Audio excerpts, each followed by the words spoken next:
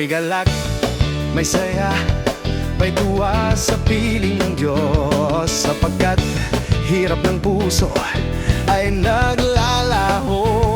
May awit, may sayaw at papuri para sa Diyos, na hatid ng puso, pinagpala niyang lubos.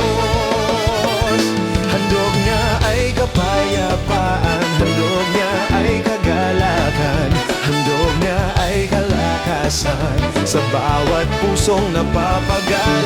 Kaya ang awit ng papuri, awit ng pasasalamat, ang awit ng pagsamba ay para lang sa Kanya.